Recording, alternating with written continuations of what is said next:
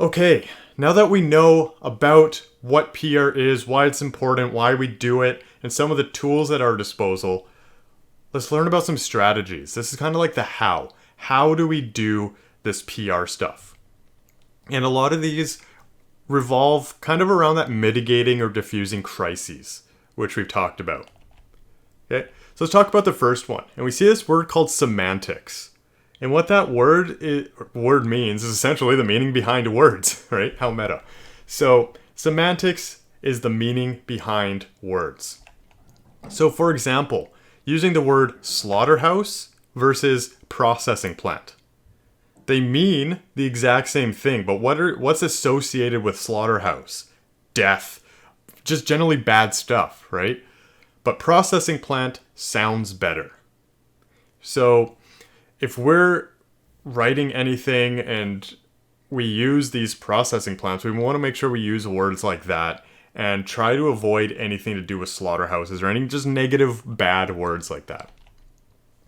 Then we have something called deflections. And deflections are when you try to deviate the conversation or just shift the blame onto somebody else. So a lot of alcohol companies will do this. They'll try and shift the blame onto the consumers themselves by saying it's up to people to decide how much they drink. Cigarette companies have been doing this for forever, right? It doesn't matter that their products are extremely addictive. It's the consumer's fault for getting addicted, right? So that's the deflections that they try to use to justify their business practices. Here's an interesting word. I believe it's Latin. It's called non-sequitur. Non-sequitur. And that's just a fancy way of saying changing the subject. So if you're like in a press conference and one of the reporters asks you something that you don't want to answer or that you shouldn't answer, right? You just try to change the subject. And the example I have here is actually from Donald Trump. I was listening to a teleconference that he had with the governors of the United States. And one of the governors was speaking up against him, saying, Trump, like this was at the start of COVID, Trump, I don't like your COVID plan. And he was explaining why. And then Donald Trump interrupted him and just like, well, you know what, Governor? I don't like your immigration plan. And he just started digging into this governor's immigration plan and started digging at that. He just changed the subject completely. So he did what's called a non sequitur. Then we have justification, where you try to justify something. You're rationalizing or proving the need for something. And oil companies have been doing this since they started. Oil companies will say things like, we need oil for transportation and for manufacturing, right? The entire world runs on oil right now.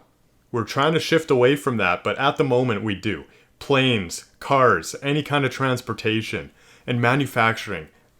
Plastics and rubber industries all run on oil. And everything that we use is pretty much plastic nowadays. So when oil companies are faced with all of this climate change and like environmental issues talk, they will say these justifications. Okay, we got a few more. We got something called false authority, and this one's an interesting one when you can find it. Relying on authority to condone actions, and usually it's the governments that do this. But it's not always governments, sometimes it's private businesses.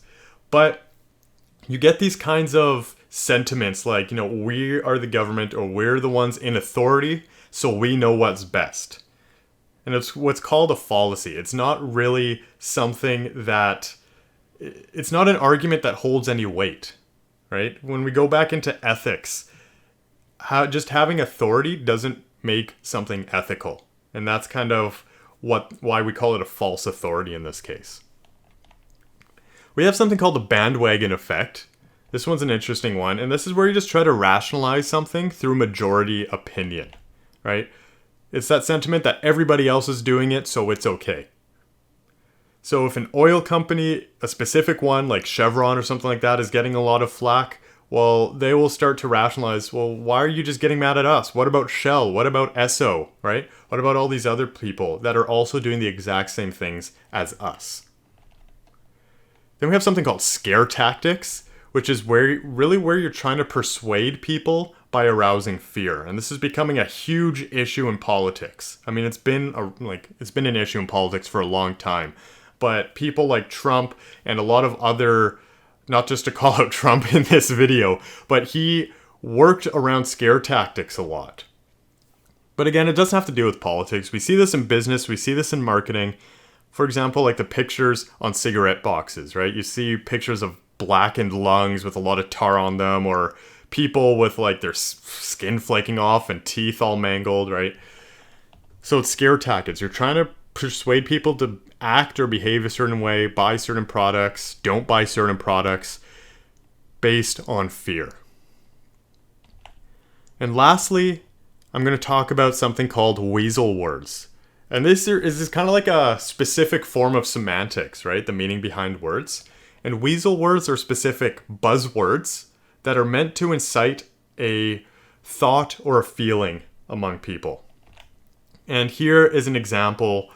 I think I took from, it was a while ago. I think I took it from some sort of blog post or a news article that was written by someone.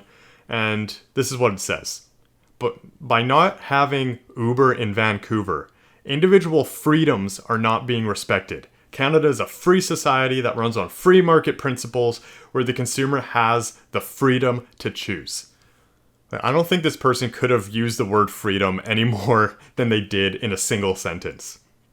So this happened before Uber was even allowed in British Columbia, because there is a huge lobbying with the taxi industry, and they were barring any Uber ride-hailing apps from coming in. And people were pissed about it. And this guy obviously was pissed about it, and he was using specific buzzwords like freedoms. Because if you start talking about individual freedoms and free society and free market, it incites a specific feeling. It doesn't necessarily have to be like scare tactics where it's inciting fear, but it's inciting specific things, right? This gets us fired up if we're talking about our freedoms not being respected, right? So these are something called Weasel Words.